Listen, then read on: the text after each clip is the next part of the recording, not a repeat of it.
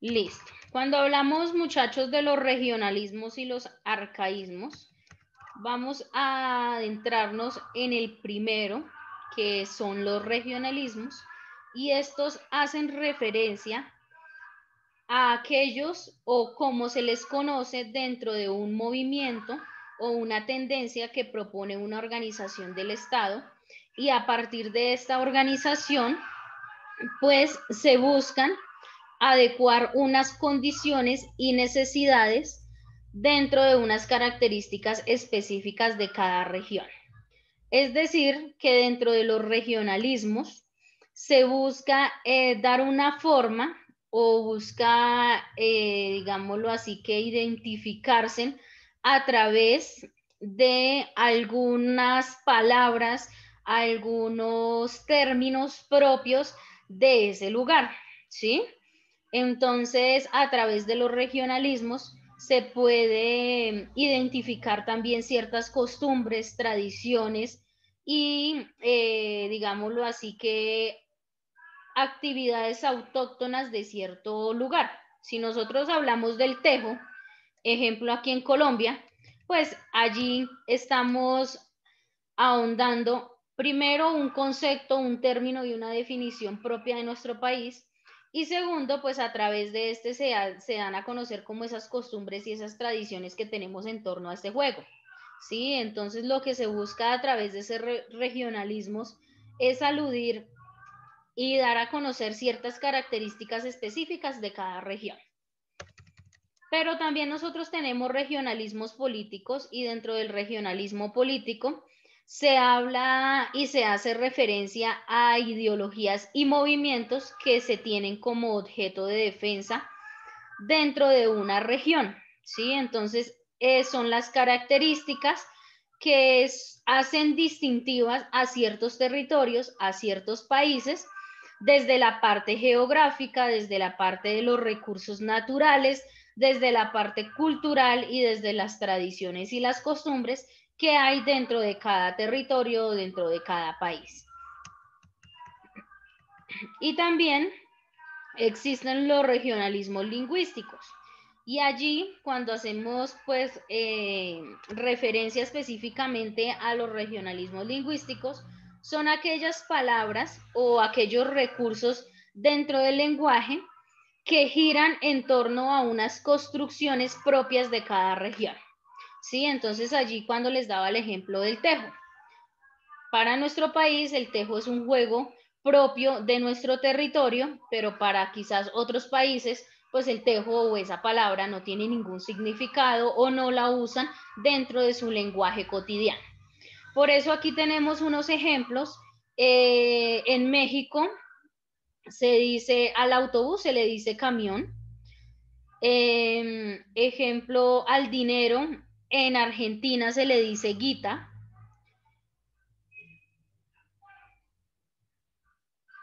Y ejemplo, al trabajo, en México se le dice chamba. Los que ven allí La Rosa de Guadalupe y van apropiando algunos conceptos, algunas palabras y definiciones y términos propias del lugar. Entonces, chicos, cuando hacemos referencia a esos regionalismos, pues estamos expresando a través de ciertas palabras propias de un territorio, costumbres, características, la parte de la cultura y demás. ¿Claro hasta allí? Sí, señora. Ahora, muchachos, cuando nosotros hablamos de los arcaísmos, hace referencia a cualquier elemento lingüístico considerado anticuado, ¿sí? Entonces, en ciertos momentos nosotros hacemos uso de elementos lingüísticos que, digamos así, pueden estar como pasados de moda y no hacen referencia al contexto actual que nosotros estamos viviendo. Como cuando nosotros le decimos a los padres que, uy, que qué anticuados son y que eso era hace 50 años, pero que ahora no, hace referencia a esos elementos lingüísticos que no están presentes en la actualidad y que pues ya han pasado bastante tiempo y pues no se les ha dado ese uso dentro del lenguaje cotidiano de las personas. En este sentido, pues cuando nosotros hablamos de esos arcaísmos, se hace como una construcción sintáctica y a partir de esta construcción lo que se dice y se expresa en un momento dado es desusado, es anticuado o se ha dejado allí como en el olvido durante el pasar del tiempo. Entonces los arcaísmos pues son ese producto de los procesos y cambios naturales que se han tenido en el lenguaje. Ejemplo, nosotros pues inicialmente teníamos un lenguaje propio de los indígenas, pero después de la llegada de los españoles se empieza a generar todos esos cambios dentro de nuestro idioma y empezamos a apropiar el lenguaje y la lengua castellana.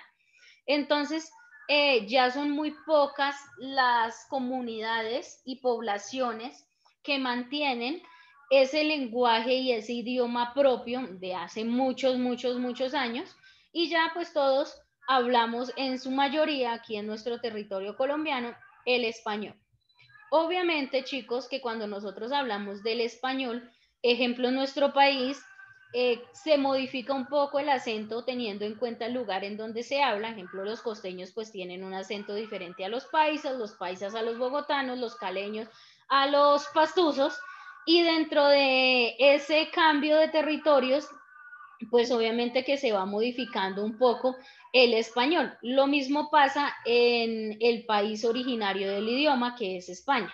En España, a pesar de que se habla toda la población habla lengua castellana, hay diferentes tipos de idioma y hay tres, digámoslo así, idiomas en el español dentro de ese territorio.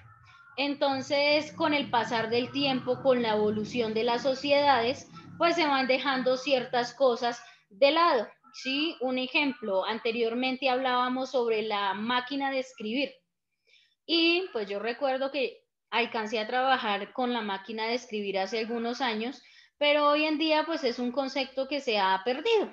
¿Por qué? Porque ya todo se maneja de manera digital, ya son computadores, son celulares, son tablets, entonces ya pues la máquina de escribir quedó de lado. Sí, es un ejemplo.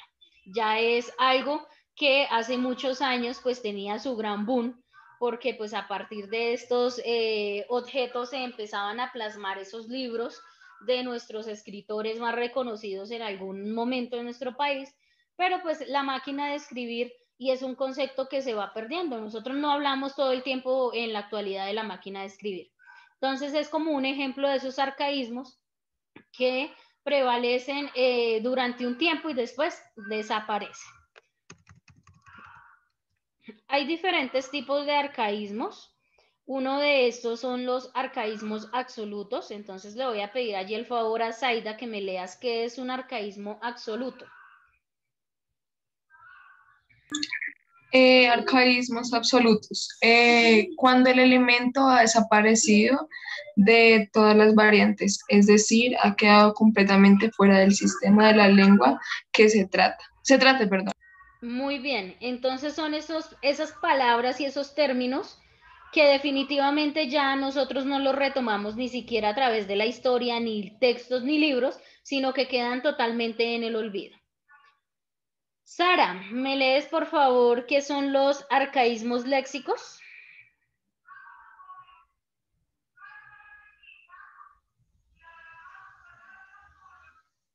Valentina, por favor, arcaísmos léxicos.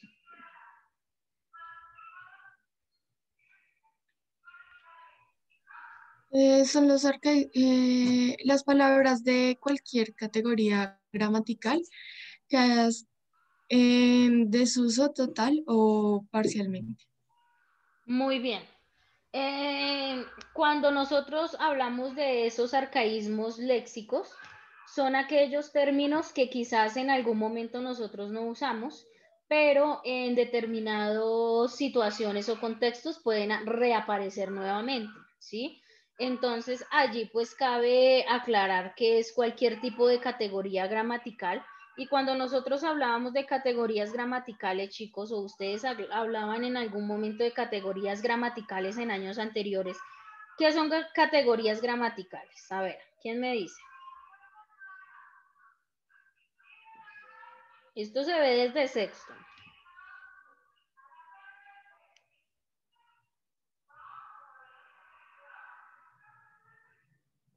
¿Cuáles son las categorías gramaticales, muchachos? No me asusten.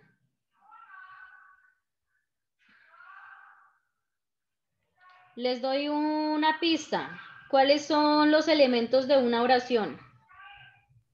Sujeto, verbo y predicado.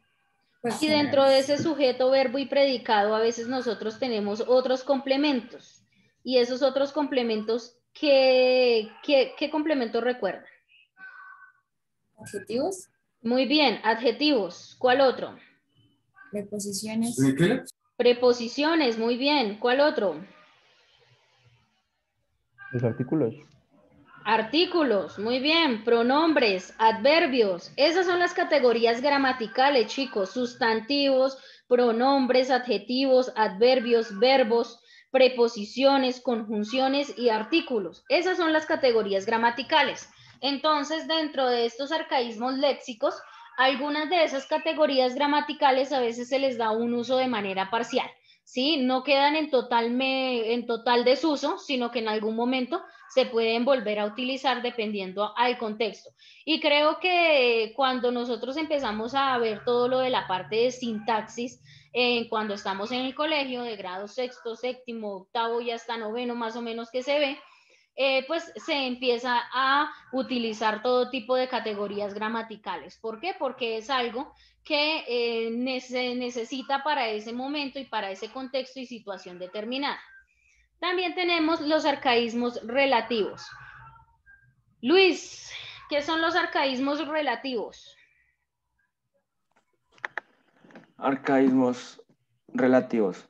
Si el uso del elemento se conserva en algunas regiones o situaciones de habla, aunque ya haya desaparecido de otras. Muy bien, entonces lo que hablábamos hace unos momentos de ese lenguaje que a veces se conserva en algunos territorios, ejemplo, la pronunciación de nuestro lenguaje, el español. Para algunos territorios o algunos, digamos, lo que ciudades aquí en nuestro país, pues tenemos otro tipo de palabras que quizás en otro territorio o en otra parte del país no se utiliza. ¿Quién me puede dar un ejemplo de un término o palabra que se utilice en alguna ciudad diferente a Bogotá? Tenemos la costa, tenemos Pasto, tenemos Cali, Medellín. Una palabra que se utilice en otra ciudad y que poco la tomemos aquí en Bogotá. Chuspa. Ah, muy bien, chuspa. Cuando hablamos de la chuspa, ¿a qué se hace referencia? Bolsa. Muy bien. Entonces, este es un ejemplo de esos arcaísmos relativos. Y finalmente tenemos los arcaísmos gramaticales. Entonces, Luna, ¿qué son los arcaísmos gramaticales?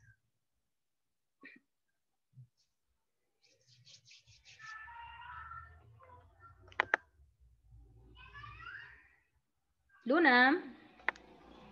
Profe, no sé. Míralos, léelo, por favor. Lo que está aquí en pantalla, Luna. Donde dice gramaticales, ¿sí? ¿Sí? Se producen en los formantes de palabras morfológicos o en las estructuras o combinaciones sintácticos. Muy bien, entonces hay ciertas palabras que nosotros conformamos al unir quizás una palabra con otra, ¿sí?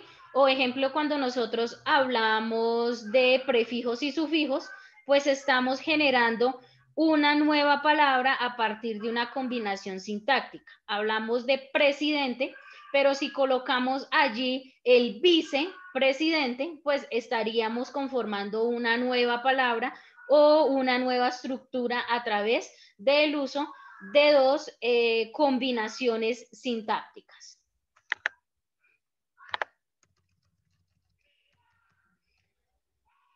Hay unos usos retóricos de los arcaísmos y estos se pueden utilizar de manera deliberada dentro de los textos como un recurso o una figura estilística o retórica. Cuando nosotros realizamos el ejercicio de escribir textos que pertenecen al género lírico, nosotros utilizamos ciertas figuras retóricas para enriquecer ese texto. Y lo mismo pasa con los arcaísmos, dependiendo al texto y a la producción textual que nosotros queremos realizar, pues asimismo podemos retomar ciertos arcaísmos que han quedado y se han dejado allí como de lado. Entonces hay una inserción a esos términos y a esas expresiones que pues ayudan a que el lector tenga como un impacto y sea provocado por esas expresiones y esos discursos y esos términos dentro del texto. Entonces volvemos ejemplo con la máquina de escribir. Si yo voy a hacer una reseña sobre la historia de la máquina de escribir, pues esto hace que el lector se provoque y tenga como unos efectos frente a ese término que quizá desconoce. Si nosotros le decimos a un niño hoy de 4 o de 5 años, ¿qué es una máquina de escribir? Pues quizás no lo sepan porque pues es una generación mucho más nueva que la de ustedes, entonces no manejan ese concepto. Entonces para él pues es bastante interesante conocer sobre ese término a partir de un discurso que se le da. De este modo, pues se puede también en algún momento hacer como aludir a una escenografía o de pronto a un vestuario o de pronto a un ejemplo ya de manera visual para crear ese impacto en los lectores o en aquella persona que de pronto está viendo un guión sobre algo que sucedió hace 1000 años. ¿Sí? Entonces, todo eso hace que se recree el contexto y la situación en el cual se dio ese término en algún momento. ¿Y qué determina si una palabra es un arcaísmo o no? Porque a veces hay palabras que se dejan allí como en el olvido, otras se desaparecen, pero hay que tener claro qué determina que esa palabra sea un arcaísmo o no. Y según lo que se dialogaba en algún momento en una convención, la expresión que es más anticuada o más antigua es aquella que aproximadamente nosotros la podríamos clasificar en un periodo antes de 1500 años, es decir, antes del siglo XV o XVI. Aquellas palabras que se evocaban o que se utilizaban antes del siglo XV y del siglo XVI, ya las podríamos considerar como unos arcaísmos. ¿Listo? Bueno, muchachos, preguntas, dudas, inquietudes. Ahora, hay palabras que también pueden estar en desuso, perdón, y este desuso, pues lo puede uno establecer aproximadamente de términos y definiciones y conceptos que se hablaban y se abordaban hasta el siglo XIX, es decir, del 16 al 19. Podríamos expresar que allí hay palabras en desuso. Y aquellas palabras que a partir del siglo XX se empiezan a registrar, pues tienen un empleo más limitado y está en poco uso, pero pues no podríamos decir que son términos o arcaísmos como los que nosotros evocaríamos de manera anticuada, ¿sí? Entonces, allí la importancia de tener en cuenta qué tipo de arcaísmos nosotros estamos identificando, si arcaísmos absolutos, léxicos, relativos o gramaticales.